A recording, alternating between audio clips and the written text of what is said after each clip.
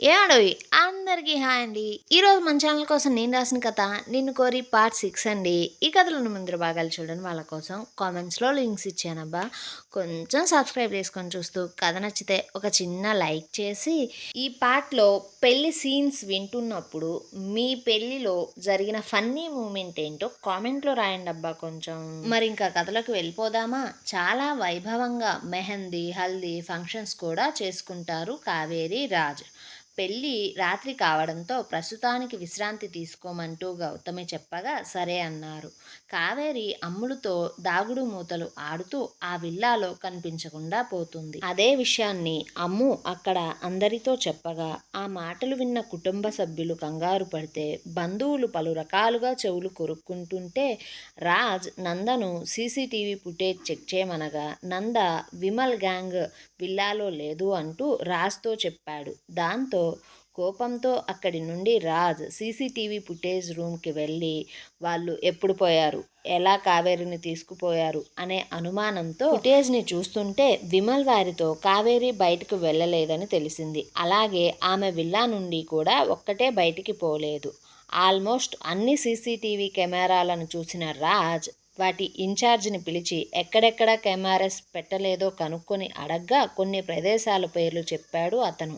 ఒక నిమిషం ఆలోచించుకున్న రాజ్కి ఏమీ అర్థం కాలేదు. శశికళ, గోపాల్ ప్రాణాలను అరిచేతిలో పెట్టుకొని కూతుర్ని వెతుకుతూ రాజ్ ఉన్న రూమ్ దగ్గరికి వచ్చేశారు. గోపాల్ ఏడుస్తూ, బాబు ఇక్కడ వినిపించే సూటిపోటి మాటలన్నీ మీరు నమ్మద్దు. నా కూతురు అలాంటిది కాదు, నేను తనను అలా పెంచలేదు అంటుంటే రాజ్ బాధగా ఉన్న గోపాల్ చేతులను తడుతూ, మామయ్య నాకు కావేరి గురించి బాగా తెలుసు, మీరు భయపడద్దు. ఇంకొక అరగంటలో నేను తనని ఎక్కడున్నా సరే మీ దగ్గరికి తీసుకుని వస్తా అంటూ ఒక చిన్న ఫోన్ చేయడానికి పక్కకు వెళ్ళాడు. ఆ ఫోన్ రాజు ఒక వ్యక్తికి చేసి, విమల్ వాళ్ళు ఎక్కడున్నారు, ఇంకొక 5 నిమిషాల్లో వాళ్ళు ఏం చేస్తున్నారో ఎక్కడున్నారో అనేది నాకు తెలియాలి అంటూ తన ఎదురుగా ఉన్న గౌతమిని చూస్తూ, అమ్మ నువ్వేం కంగారు పడకు, కావేరిని నేను వెతికి తీసుకుని వస్తా అంటూ మాట్లాడుతున్న సందర్భంలోనే మళ్ళీ రాజ్కి ఫోన్ రాగా ఫోన్లో ఉన్న వ్యక్తి, సార్ మీరు చెప్పిన వాళ్ళు డైరెక్ట్గా విల్లా నుంచి మాల్కి వెళ్ళారు, పెళ్ళికి గిఫ్ట్ తీసుకుంటున్నారు అంటూ చెప్పి ఫోన్ పెట్టేశాడు.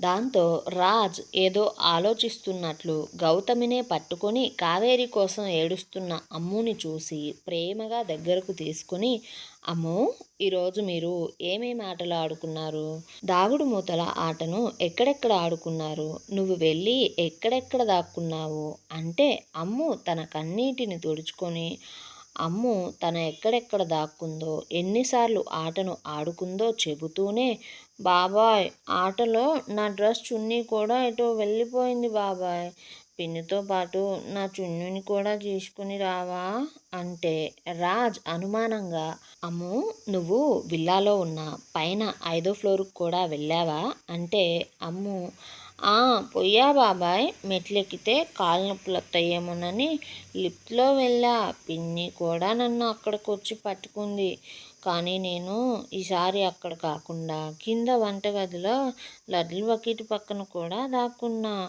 నేను 4 లడ్లు కూడా తిన్నా బాబాయ్ అని చెప్పగా రాజ్ పాపను గౌతమికి ఇచ్చి వెంటనే పరిగెత్తుకుంటూ 5వ ఫ్లోర్కి వెళ్ళి అక్కడ ఉన్న ప్రతి రూమ్ వెతకడం ప్రారంభించాడు.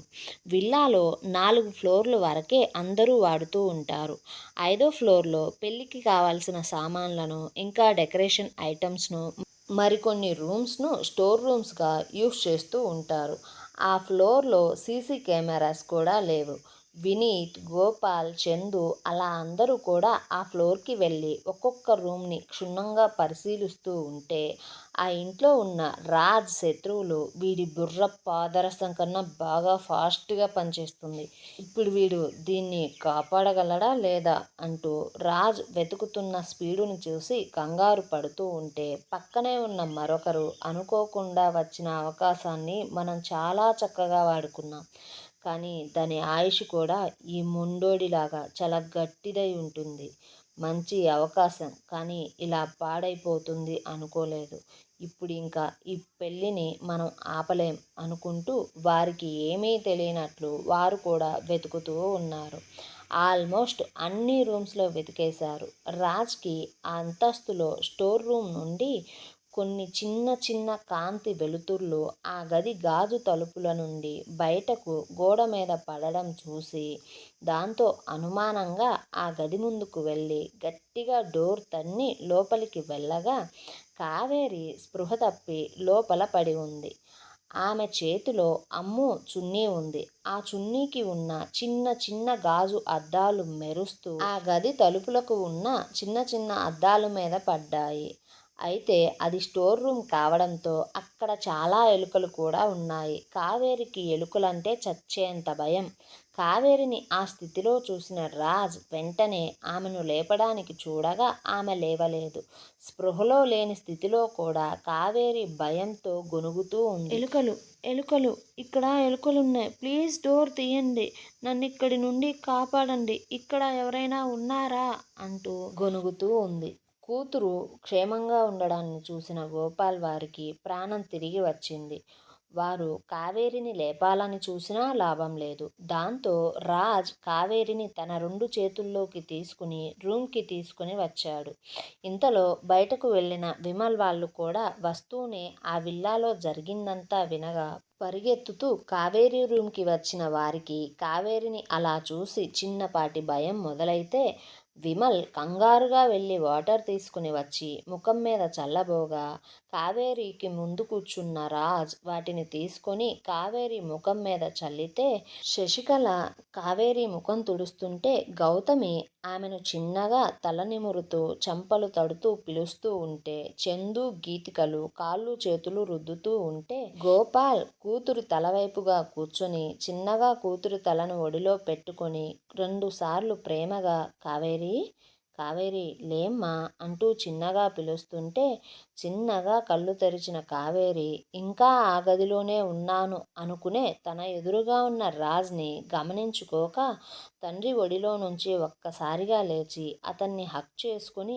భయంతో ప్లీజ్ తలుపులు తీయండి, నన్ను తీసుకొని పోండి ఇక్కడి నుండి, ప్లీజ్ నన్ను కాపాడండి, ఇక్కడ చాలా ఎలుకలు ఉన్నాయి, నాకు చాలా భయంగా ఉంది అంటుంటే రాజ్కి ఒక్క నిమిషం గుండె ఆగిపోయింది.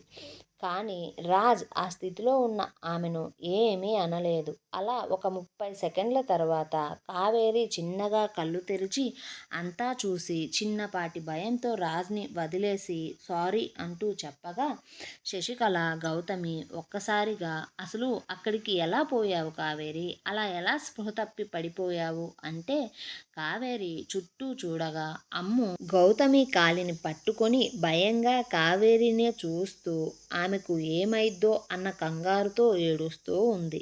దాంతో కావేరి అమ్ముని దగ్గరకు తీసుకొని ఆమె కన్నీళ్లు తుడిచి ఓదారుస్తూ అమ్ము నేను ఆడుకుంటున్నాం అత్తయ్య, అమ్ము దాక్కోడానికి వెళితే నేను వెతుక్కుంటూ వెళ్ళాను, చాలాసేపు వెతికినా కూడా కనిపించలేదు, అంతకుముందు 2 సార్లు పైకి వెళ్ళడంతో అక్కడికి వెళ్ళా, అమ్ము చున్నీని ఆ రూమ్లో చూసి లోపలికి వెళ్ళా, అక్కడ అమ్ము నాకు కనిపించలేదు, కానీ వేగంగా వీస్తున్న గాలి వలనేమో ఆ రూమ్ డోర్ ఒక్కసారిగా మూసుకుపోయింది, ఎంత తీయాలని చూసినా రాలేదు, నేను చాలాసేపు అరిచా కానీ కింద వినిపించే డీజే పాటల వల్ల ఎవరికీ నా మాటలు వినిపించలేదు, అరచి అరచి ఆయాసం వచ్చిన క్షణంలోనే ఎలుకలను చూసా, నాకు అవంటే చాలా భయం అత్తయ్య, ఇక అలానే నేను ఎలా స్పృహ తప్పి పడిపోయానో నాకైతే గుర్తులేదు అంటుంటే వారందరూ కొంచెం ఊపిరి తీసుకున్నారు. ఎలాంటి అపాయం జరగనందుకు కావేరికి.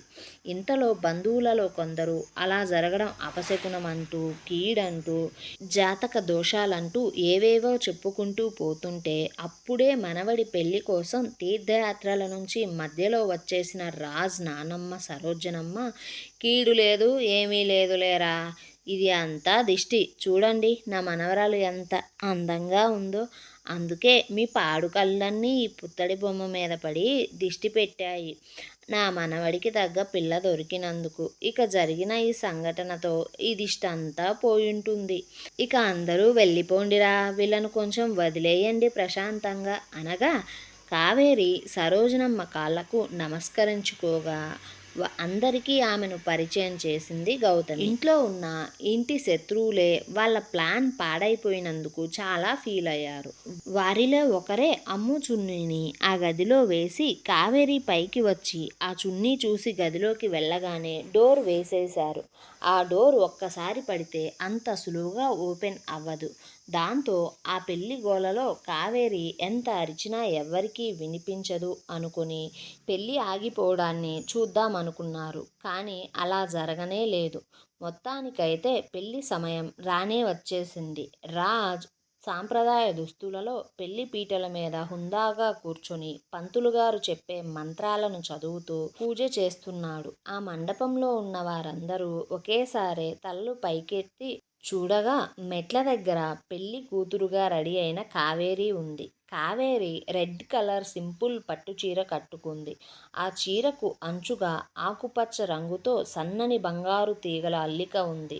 తన పొడవాటి జడకు బంగారు బిళ్ళలు పెట్టి మధ్య మధ్యలో పూలను అలంకరించుకుని నుదుటిన కళ్యాణ తిలకంతో బుగ్గన చుక్కతో చూడ చక్కగా ఉంది. అత్త చేయించిన బంగారు ఆభరణాలన్నిటినీ తల్లి చెల్లి చాలా అందంగా పొద్దికగా కావేరికి అలంకరించగా ఆ చీరకే బంగారు ఆభరణాలు కుట్టబడ్డాయా అన్నట్లు ఉండి ఆమె కావేరీనా లేక గాంధర్వ కన్య అనేంత అందంగా ఉంది. అంత అందాన్ని భూమి మీదకు పంపేటప్పుడే దేవుడు ఆమెకు దిష్టి తగలకుండా పుట్టుమచ్చను హీరోయిన్ కీర్తి సురేష్కి గొంతు భాగంలో ఉన్నట్లు కావేరికి కూడా అలాగే మచ్చ పెట్టి పంపించాడు. అలా కావేరిని చూసిన రాజ్ కుమార్ రెడ్డి ఒక్క నిమిషం పాటు తన చూపును తిప్పుకోనే లేకపోయాడు.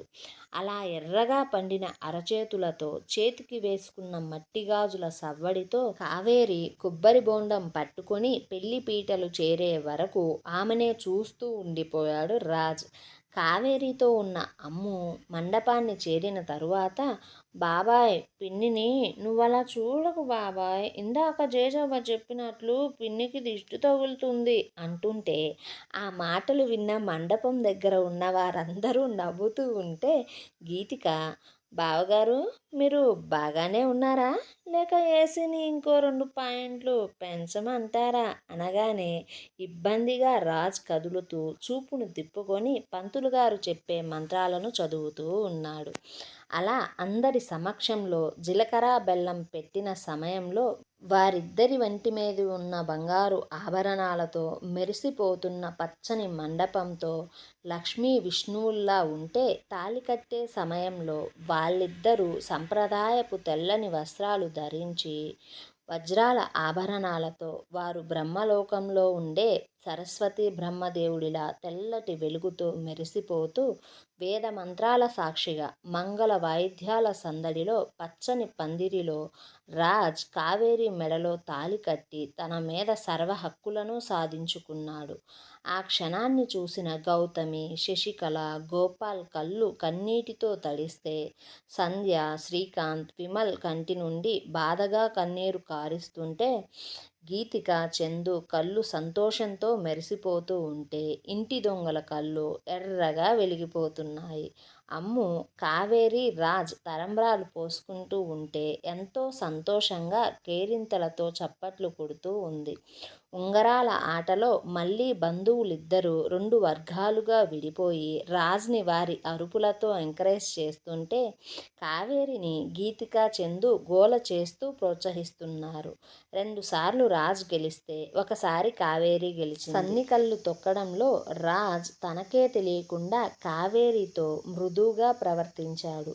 దండలు మార్చుకునే సమయంలో కుందన్, వినీత్ రాజ్ని వెనక్కు లాగుతూ పక్కకు తిప్పుతూ కావేరిని ఆట పట్టిస్తూ ఉంటే చందు ఆమెను ఎత్తుకొని రాజ్ మెడలో దండ వేపించాడు. ఆ పెళ్లిలో పెళ్లి కూతురు, ఆమె ఫ్రెండ్స్ ముఖాలు, ఇంటి దొంగలైన రాజ్ శత్రువు ముఖాలు తప్ప మిగిలిన వారందరి ముఖాలు సంతోషంగా ఉన్నాయి. అలా అన్ని సంప్రదాయాలతో పెళ్ళి సవ్యంగా జరిగిపోతే పెళ్లిలో చేసిన అల్లరితో విల్లా మొత్తం నవ్వులతో మనుషుల మనసులంతా సంతోషాలతో నిండిపోతే స్టేజ్ దిగి వచ్చిన దంపతులు అక్కడ ఉన్న పెద్దలందరి ఆశీర్వాదం తీసుకొని వారందరితో ఫోటోలు, వీడియోలు తీసుకుంటూ వారు ప్రేమగా ఇచ్చిన గిఫ్ట్లను స్వీకరిస్తూ ఉంటే గౌతమి పెళ్ళికి వచ్చిన ప్రతి ఒక్కరికి వెండి పళ్ళాన్ని లక్ష్మీ రూపును రిటర్న్ గిఫ్ట్గా ఇచ్చి అందరికీ బట్టలు పెట్టింది.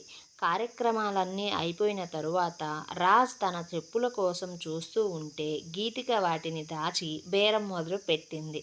దాంతో గౌతమి నవ్వుకుంటూ ఆమె కోసం పెళ్లి గిఫ్ట్గా చేయించిన డైమండ్ నెక్లెస్ ఇచ్చి బేరం కుదర్చగా అప్పగింతల కార్యక్రమాలు మొదలయ్యి సంతోషాలు చూసిన కళ్ళన్నీ కన్నీటితో తడుస్తూ ఉన్నాయి. శశికళ గౌతమి దగ్గరికి వచ్చి, వదిన, కావేరి పుట్టినప్పటి నుండి గుంటూరు దాటనే లేదు. ఇప్పుడు నేను నిన్ను నమ్మి నీ ఇంటి కోడలిగా పంపుతున్నా. కడుపున పుట్టకపోయినా నా కూతుర్ని నీ కూతురిగా అనుకొని కడుపులో పెట్టుకుని చూసుకో అంటూ ఏడుస్తూ ఆమె చేతులను పట్టుకోగా గోపాల్ రాజ్ దగ్గరికి వచ్చి అతని చేతులను పట్టుకొని, రాజ్, ఒక ఆడదానికి జీవితంలో ఏది ఎలా ఉన్నా సరే ఇద్దరి మనుషులు మంచిగా ఉంటే ఆ పిల్ల కటికి దరిద్రంలో ఉన్న కోటీశ్వరాలితో సమానం రాజ్. ఆ ఇద్దరిలో ఒకరు తండ్రి, మరొకరు భర్త. నేను నా బిడ్డకు నా దగ్గర ఏదైనా స్వేచ్ఛగా చెప్పుకునే అంత చనువును ఇచ్చా. నా కూతురు ఎప్పుడూ మీ మధ్య సంబంధం గురించి నాతో చెప్పేటప్పుడు సంతోషంతో కళ్ళు తడిచే సందర్భాలే రావాలి కానీ నీ గురించి చెబుతుంటే కన్నీరు రాకూడదు.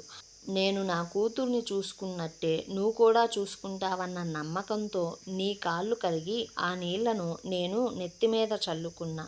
ఆ నీళ్లు పన్నీరులాగే ఉండాలి కానీ కన్నీరుగా మారి మా కంట కారకూడదు అంటూ చెప్పి శశికళ పాలు పోస్తుంటే గోపాల్ కూతురి చేతిని రాజ్ గౌతమి చేతులకు అప్పగించాడు. అప్పగింతలు మొదలవుతున్నప్పటి నుండి కావేరి కంట కన్నీరు కారుతూనే ఉంది. గీతిక, చందు ఏడుపును ఆపడం అక్కడ ఎవ్వరి తరం కావడం లేదు. రాజ్ వైపు కావేరి ఒకసారి చూడగా రాజ్ ఆ చూపుని అర్థం చేసుకుని ఆమె చేతిని వదిలి ఆమెనే చూస్తూ ఉన్నాడు. కావేరి సంధ్య, శ్రీకాంత్, విమల్ని బాధగా చూస్తూ గ్రూప్ హగ్ చేసుకుని అక్కడి నుండి అందరికీ వీడ్కోలు చెప్పేసింది. చందు రాజు కాళ్ళు కడిగి కారు ఎక్కించేశాడు. దాన్ని అంతటినీ చూస్తున్న బంధువులలో ఒకరు, అప్పగింతలు ఆ అమ్మాయి ఇంటి దగ్గర కదా జరగాల్సింది అంటూ సనగడం మొదలు పెడితే శశికళ చిన్నమ్మ, అబ్బాయి వాళ్లకు అంత సమయం లేదట. వారి పండితుడు చెప్పిన ప్రకారం రేపు ఉదయం 7 కావేరి గృహప్రవేశం చేయాలంట. అందుకనే ఈ తొందరపాటు అంటూ చెప్పి వెళ్ళిపోతున్న కారునే చూస్తూ ఉండిపోయారు. కానీ మధ్యలో వారికి రాబోతున్న ముప్పు గురించి ఇంటి శత్రువులకు తప్ప మిగిలిన ఎవ్వరికీ కూడా ఏమాత్రం తెలియదు. ఏమండోయ్, మరి ఈ పంతంతో జరిగిన పెళ్లిలో వారిద్దరి మధ్య ప్రేమ పుడుతుందంటారా? రాజ్ ఇంట్లో ఉన్న శత్రువుల నుంచి కావేరి తప్పించుకుంటుందా? బయట ఉన్న శత్రువుల నుండి రాజ్ తప్పించుకోగలడా? తెలుసుకోవాలంటే తప్పకుండా చూడండి అబ్బా మన ఛానల్ని సబ్స్క్రైబ్ చేసుకొని.